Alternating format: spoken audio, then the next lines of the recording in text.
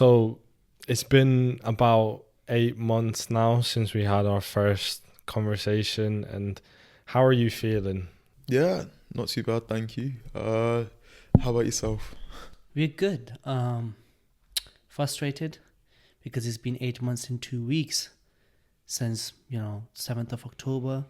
There's been no resolutions, no ceasefire. How are you? You're British Palestinian. You got family back there. How has this changed you? Like we spoke to you like 8 months ago, but what has changed in Bilal since then? Um, I mean, it's been like a journey, I guess. Like looking back since we last spoke. Man, I feel calm. I think I in myself more than before. And I feel like I've started to kind of go back more into my my family, my community. Like even the title British-Palestinian. Like I'm thinking to myself at this point, am I British enough? Am I Palestinian enough? And I feel more like I'm edging towards kind of like that sort of legacy or that history which, I missed out on. The beaches of Nebi Rubin, the village that my grandfather, you know, grew up in. And I didn't kind of manage to. My dad had to grow up in Gaza instead. We were refugees in the Nakba. And I see myself now kind of yearning more and more for a return to my ancestral homeland. Uh, you mentioned that you were refugees during the Nakba there.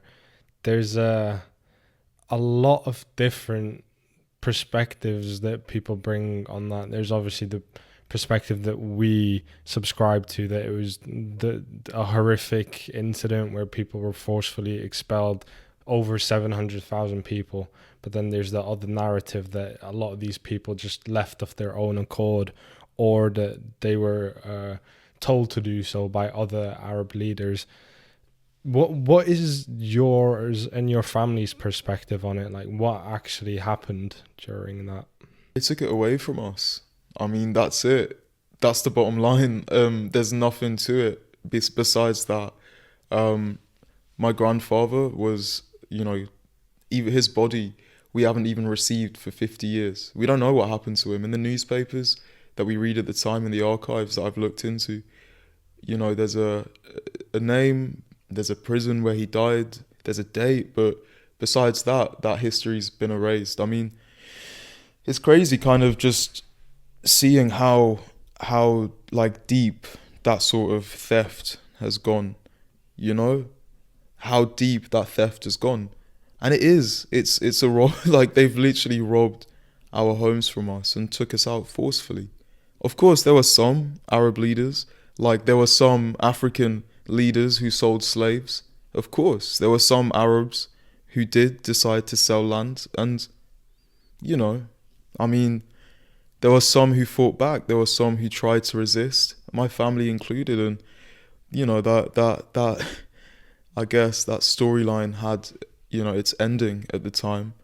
Um, but besides that, like, no, that it's for me, the way that I see it is literally like, this could have been my life. This could have been my home.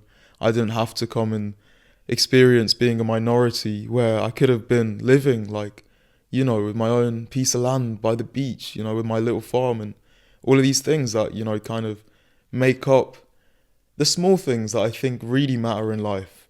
Of course, having a shelter over your head is an essential. Having food, water is an essential. All of these things. But, like even being connected to the environment you're in, swimming in the mornings, for example, in the Mediterranean Sea with the sun basking on my face.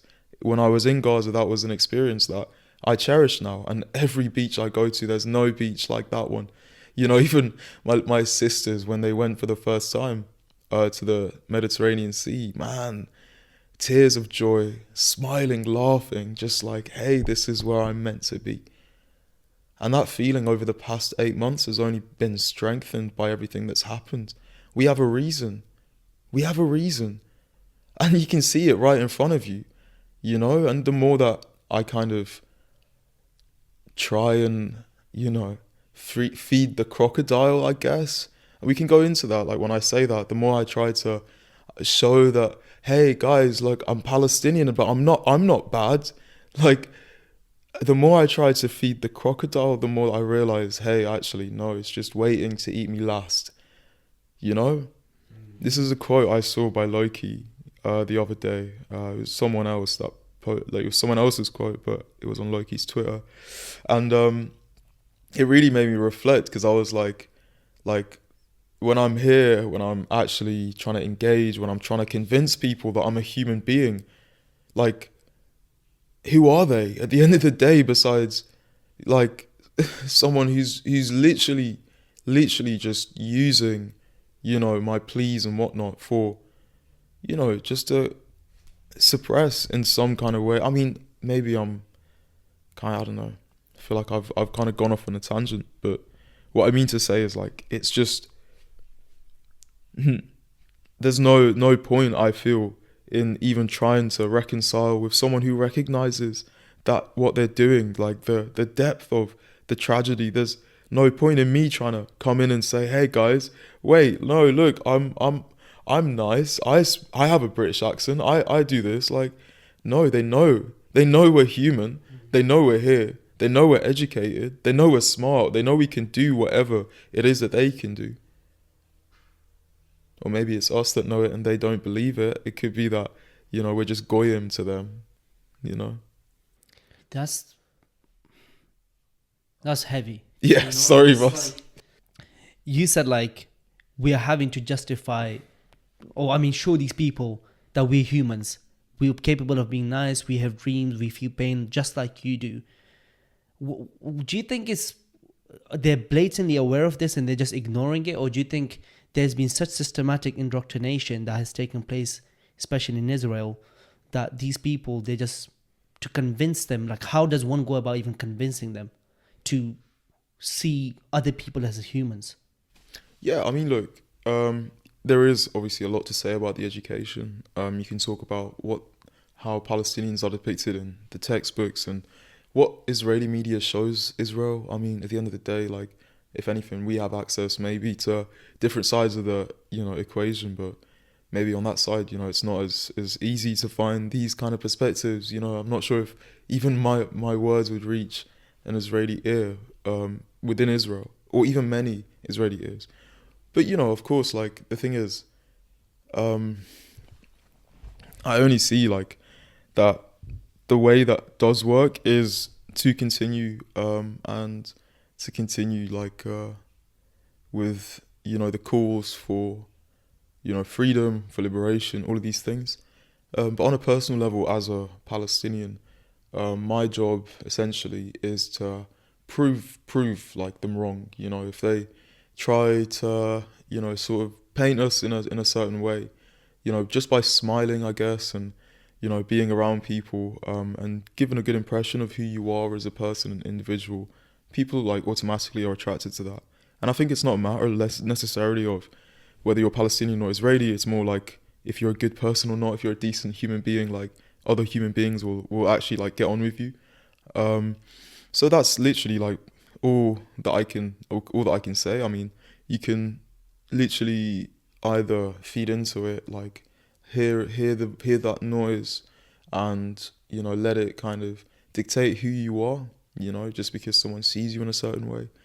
Or you can just, I guess, like, like, fight for, being allowed to be in those kind of spaces. And when you are in those spaces that many people from your background aren't allowed to occupy, leave a good impression, like, all of these things the Prophet tells us, peace be upon him, to do. Like, I don't know, it's not really difficult, I guess, to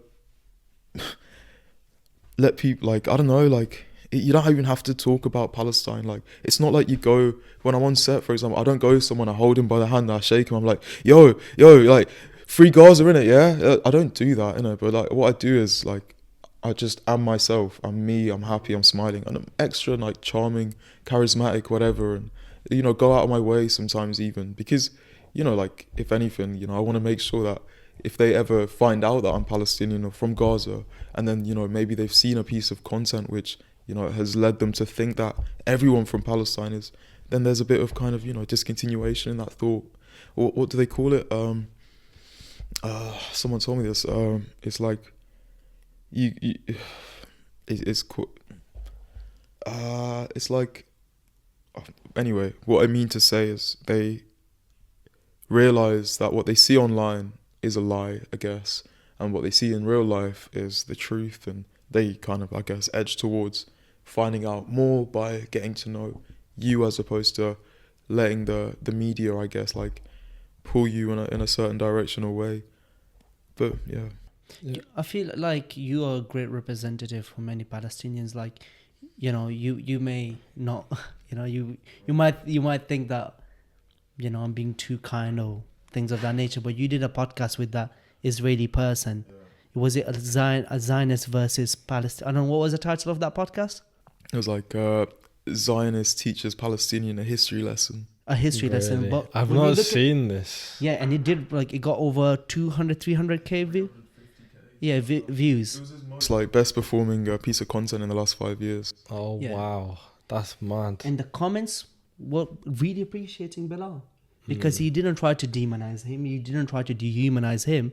So can you please tell us more about that conversation and how that went? I actually bumped into Joseph at a protest in Birmingham. And when I saw him, just automatically, kind of my thing is whenever I see someone I recognize, I just go up to them.